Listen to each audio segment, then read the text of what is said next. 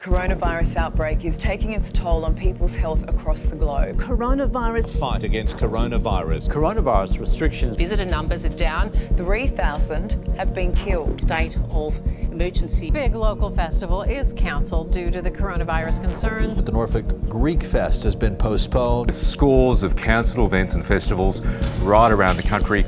Many workers have no money coming in and worse, no idea when their next shift might be. We will be advising against organised, non-essential gatherings of persons of 500 people or greater from Monday.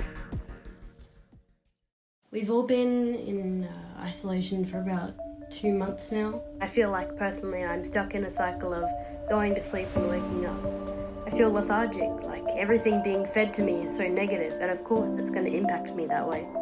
The pandemic is also taking a toll creatively. Not being able to go places and experience new things is making me feel numb artistically. I have no philosophies, no new thoughts, no new ideas that come to me anymore. Creativity comes from experience, learning new things, watching creative endeavours. In the pandemic, art galleries are shutting down, dance companies are closing, people don't have an outlet. Some people, however, have been able to work around the restrictions, adapting to this new life. After the initial shock wore off, staff got busy behind the scenes, working on creative ways of opening up virtual doors. People have been separated from their culture and they're reaching out to museums and galleries, and we're able to connect with them online. Many works have been temporarily packed up. Meanwhile, the gallery's social and online initiatives are attracting new audiences, inviting people to enjoy old favourites in new ways. We sat down first with Samantha Jorgensen, Executive Officer at the Fairfax Family Foundation. They're a philanthropy organisation that funds the arts. Hi. The team have been talking to 34 organisations since the 16th of March. That's how many we are supporting at the moment. And so we've got a cross-section of responses as to what's going on. But they're really only observations, and really we're still only at the beginning of this scenario. We don't really know what it's going to look like, and I think at the moment it's polarised. There's a whole lot of people who think they know what it's going to look like, and they think they're going to be back out there visiting communities doing performances in September. Yeah, I'm not so sure about that. It will vary for different art forms and artists as individuals, because some of them, the opportunity to internalise and reflect will create better work or different work, and other ones, depending on their personality type and their art form, will find it very difficult because they're not out there gleaning new experiences all the time that they're then retelling to the world in their own way. Yeah. So again, like anything, great for some, inhibiting for others. Yeah.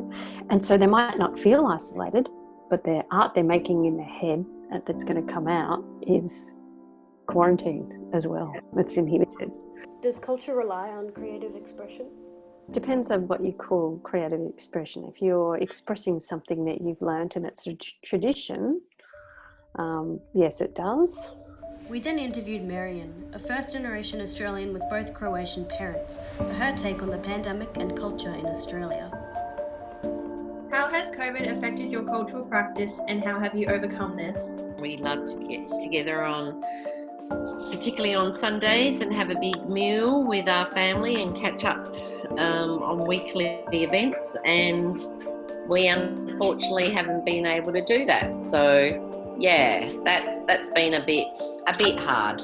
How do you feel Australia handles multiculturalism?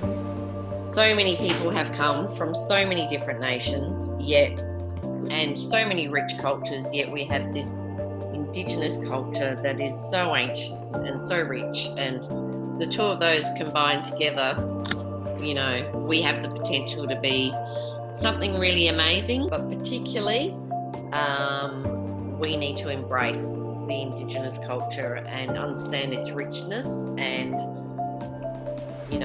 celebrate it. Yes, absolutely.